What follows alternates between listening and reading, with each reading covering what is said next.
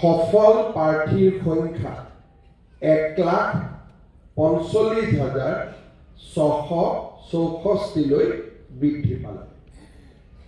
অহা মাহৰ 10 জানুৱাৰী আৰু তাৰ এসপ্তাহৰ পিছত আমি এডিআৰিত তৃতীয় আৰু চতুৰ্থ বৰ্গৰ নিযুক্তি দিম। লগে লগে এই সংখ্যা 1,60,000 ওচৰ পাবগৈ। ইমান ডাঙৰ নিযুক্তি আমাৰ ৰাজ্যত কেতিয়াও আগত হোৱা নাছিল বুলি ক'লে অলপ ভুল হ'ব। কল্পনা কৰিব পৰা পৰিৱেশ এটাও নাছিল। কোনেও কল্পনাও কৰা নাছিল যে 1,60,000 70,000 চাকৰি এখন চৰকাৰৰ দিনতে দিব পৰা যাব। ইয়াতে বিশেষকৈ এই বছৰ নিযুক্তি আমি যেতিয়া ঘোষণা কৰিলোঁ যে চাহ বাগিচাৰ বাবে তৃতীয় আৰু চতুৰ্থ শ্ৰেণীত আমি 3% নিযুক্তি দিম। এতিয়ালৈকে আমি 720 গৰাকী প্ৰাৰ্থীক টি গাৰ্ডেনৰ পৰা আমি নিযুক্তি দিলোঁ। আৰু যেতিয়া এডিআৰিত আমি আৰু 3% পাবগৈ, এই সংখ্যা 1200-1300 পাৰ হৈ যাব।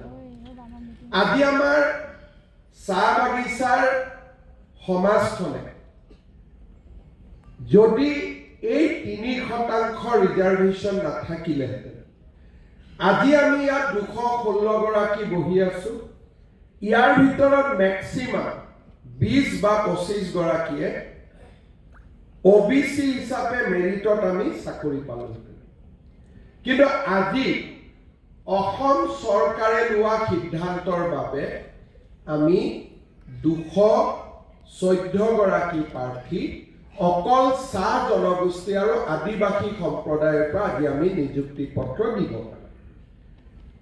এই বছৰ আমি আৰু এটা সিদ্ধান্ত ল'ব গৈ আছো যে অকল তৃতীয় চতুৰ্থ নহয়, এই বছৰ আমাৰ কাম চলি আছে। খুব 2 দিনতে আমি সিদ্ধান্ত ল'ম যে অসম চৰকাৰৰ প্ৰথম আৰু দ্বিতীয় বিভাগ আমাৰ বৰ্গটো আমি চাহ জনগোষ্ঠী আৰু আদিবাসীক 3% আমি ৰিজাৰ্ভেশ্যন। ইয়াৰ ফলত মেজিষ্ট্ৰেট, DSP, কলেজত প্ৰফেচাৰ, বিশ্ববিদ্যালয়ত প্ৰফেচাৰ, আমাৰ গোটেই জনগোষ্ঠীটো আৰ্থ সামাজিক দিশত এটা বিৰাট পৰিৱৰ্তন আমি দেখা পাম। আজি আমি দেখা পাম যে আজি মই নিজে জানো যে বাগিচাৰ SP বুলি ক'লে নুমল মাহাতোকে মানুহে জানে আৰু কোনো নাই। কিন্তু আজি যেতিয়া এই 3% ৰিজাৰ্ভেশ্যন আৰম্ভ হ'ব, 5 পৰা 7 বছৰৰ ভিতৰত প্ৰত্যেক বছৰত আমি 6জন 7জন 8জন কৰি DSP পাম, মেজিষ্ট্ৰেট পাম। আজি কলেজ, ইউনিভাৰ্চিটিত, গুৱাহাটী বিশ্ববিদ্যালয় আমি চাকৰি কৰিম।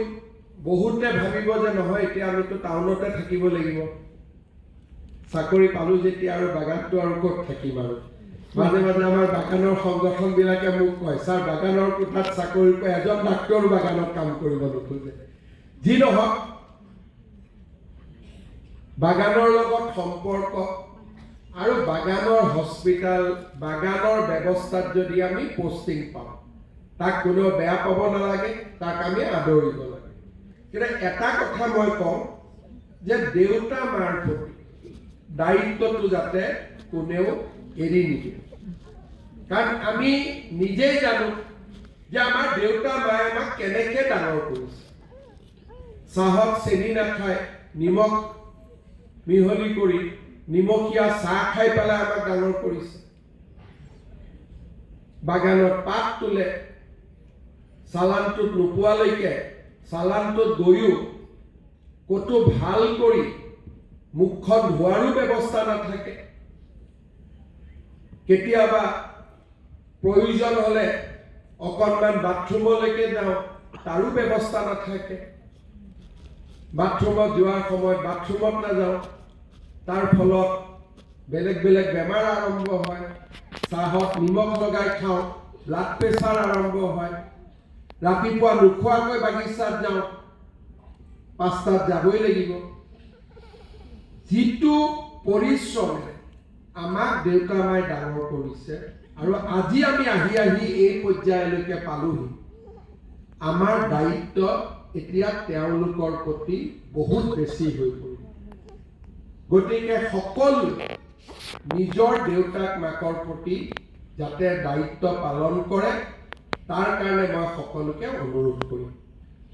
দ্বিতীয়তে, আমি যিটো পৰিয়ালৰ পৰা আহিছোঁ, আমি যিখন সমাজৰ পৰা আহিছোঁ, চৰকাৰী হস্পিটালত সেইখন সমাজৰে মানুহ আছে। ডিব্ৰুগড় মেডিকেল কলেজত ডেলিভাৰীৰ কাৰণে আটাইতকৈ বেছি পেচেণ্ট ক'ৰ পৰা আহে? বাগিচাৰ পৰা আহে, কাৰণ বাকীবিলাকেতো প্ৰাইভেট হস্পিটালতে যায়। গতিকে আমাৰ সমাজৰ পৰা বা আমাৰ দৰে দুখীয়া নিম্ন মধ্যবিত্ত মানুহখিনিয়ে হস্পিটালত আহে।